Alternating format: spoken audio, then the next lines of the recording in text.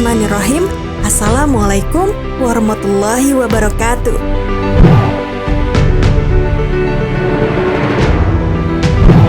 Sahabat Muslim, Abu Jahal adalah salah seorang tokoh yang cukup disegani di kalangan kaum kafir Quraisy. Dalam sejarah Islam, ia dikenal sebagai sosok yang sangat keras perlawanannya terhadap Nabi Muhammad SAW.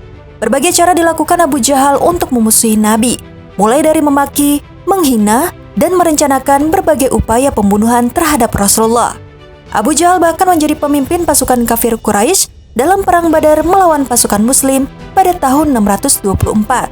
Dalam perang tersebut, Abu Jahal mati secara mengenaskan. Dalam sebuah hadis, setelah peperangan berakhir, Rasulullah memerintahkan agar mayat-mayat musuh yang terbunuh di perang Badar dimasukkan ke dalam sebuah liang. Kemudian Rasulullah memanggil nama para pembesar kufar yang tewas dalam perang tersebut, termasuk nama Abu Jahal. Lantas, bagaimanakah kisah selanjutnya? Simak terus video ini, namun sebelum lanjut ke videonya silahkan tekan tombol subscribe dan tombol lonceng di bawah ini sebagai bentuk dukungan kalian agar channel ini tetap terus menyebarkan informasi seputar Islam. Dan terima kasih untuk yang sudah subscribe.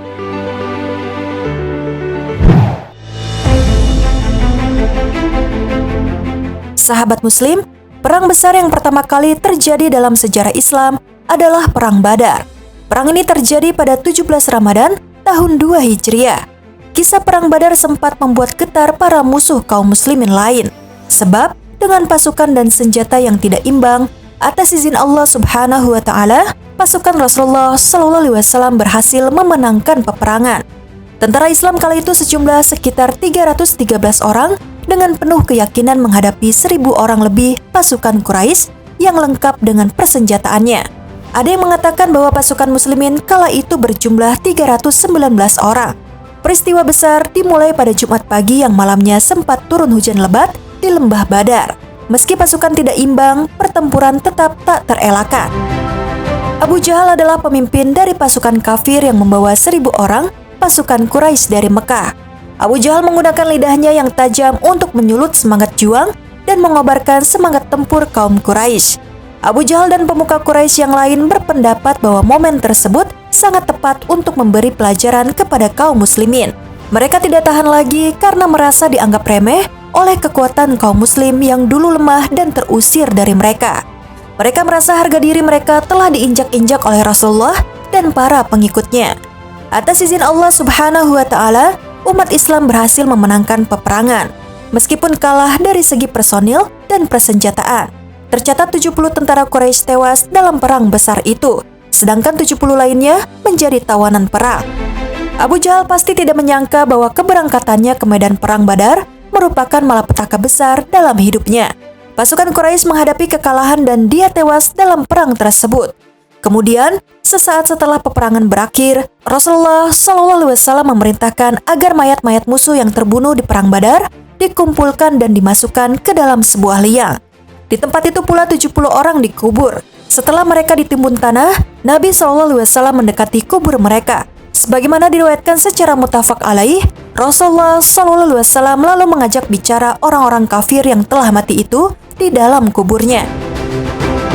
Hai Abu Jahal bin Hisham, hai Utbah bin Rabi'ah dan Syaibah bin Rabi'ah, seru Rasulullah SAW menyebut nama-nama petinggi Quraisy lainnya. Apakah kalian telah mendapati apa yang telah dijanjikan oleh Rabb kalian itu benar? Para sahabat terpenjara dengan apa yang dilakukan Rasulullah itu. Ya Rasulullah, tanya Umar bin Khattab radhiyallahu anhu, bagaimana engkau mengajak bicara orang-orang yang telah menjadi bangkai? Demi zat yang jiwaku berada di tangannya, jawab Nabi SAW, kalian tidak lebih mendengar pertanyaan atau perkataanku itu melebihi mereka. Hanya saja mereka tidak dapat menjawab. Hadis riwayat Al-Bukhari dan Muslim. Telah diriwayatkan pula dari Rasulullah SAW bahwa mayat dapat mendengar suara sandal orang-orang yang mengantarkannya ketika mereka pulang. Hadis riwayat Bukhari dan Muslim. Hadis ini sekaligus menjadi bukti bahwa orang yang berada di alam kubur mampu mendengarkan ucapan orang-orang yang masih hidup. Wallahu a'lam bishawab.